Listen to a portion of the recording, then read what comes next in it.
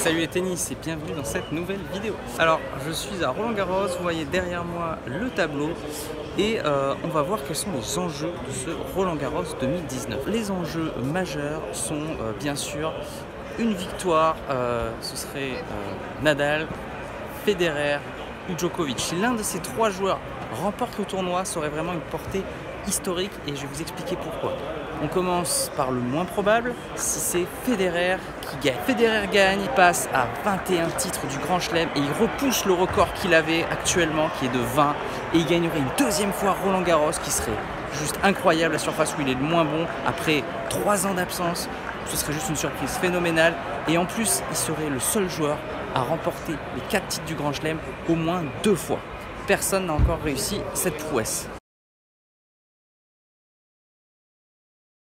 Si c'est Nadal qui gagne, bien sûr, il gagnera son 12e Roland-Garros, des chiffres vraiment faramineux qui sont juste incroyables. Il en est à 11, donc il a perdu que 2 fois à Roland-Garros, donc c'est vraiment l'archi favori de ce tournoi. Donc non seulement il gagnerait son 12e Roland, mais en plus il basculerait à 18 Grands Chelems et il se rapprocherait très fortement de Roger en termes de titres majeurs remportés. Donc il serait dans la course pour être le plus grand champion de tous les temps. Donc ce serait vraiment une portée historique. C'était Nadal qui gagnait. Si c'est Djokovic qui gagne, alors déjà la stat incroyable, ce serait qu'il gagnerait les 4 tournois de Grand Chelem d'affilée. Et ce ne serait pas la première fois, ce serait la deuxième fois. Il est le seul joueur à avoir réussi cet exploit dans l'ère Open. Avant, le seul joueur à avoir réussi, c'était Rod Laver en 62 et 69. Donc et c'était la même année, Djokovic à cheval sur 2 saisons réussirait cet exploit incroyable. Et non pas une fois, mais 2 fois. Ce serait juste du gigantesque. En plus, ça voudrait dire qu'il a battu Nadal ou que Nadal est éliminé du tableau. Donc ce serait une énorme surprise. Après, ça reste le numéro 1 mondial quand même, donc il reste l'un des favoris de ce tournoi. Il remporterait également son 16e titre du Grand Chelem et là encore, il se rapprocherait très fortement des records de Federer et Nadal qui sont à 20 et à 17. Donc il se rapprocherait vraiment de ces deux joueurs-là. Voilà les enjeux majeurs. Après, si c'est quelqu'un d'autre qui gagne, par exemple, on pense à Tsitsipas, Dominic Thiem, pourquoi pas Del Potro, j'y crois pas trop, mais bon, tous ces seconds couteaux qui sont là, prêts à en découdre, Fognini aussi, voilà, tous ces joueurs, et ben ce serait une énorme surprise, ce serait leur premier titre du Grand Chelem, et dans le cadre de Tsitsipas et Thiem, ça pourrait leur permettre de lancer leur carrière. Une victoire pour eux signifierait lancement de carrière et pourquoi pas d'une grande carrière.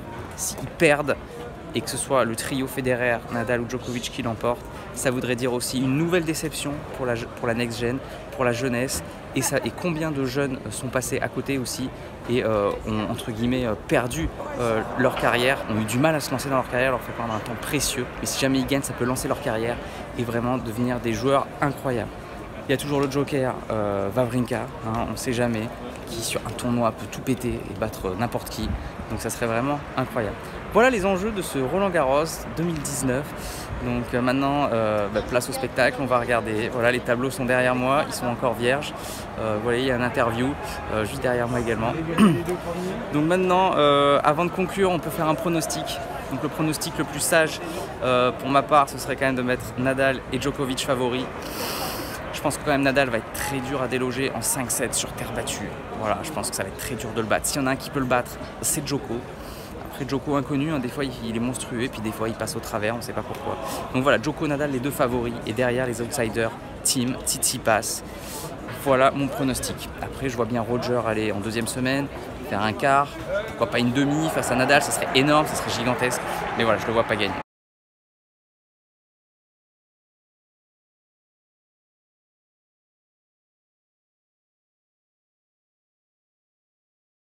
Voilà, maintenant j'ai fait mon pronostic, maintenant à vous de me donner le vôtre.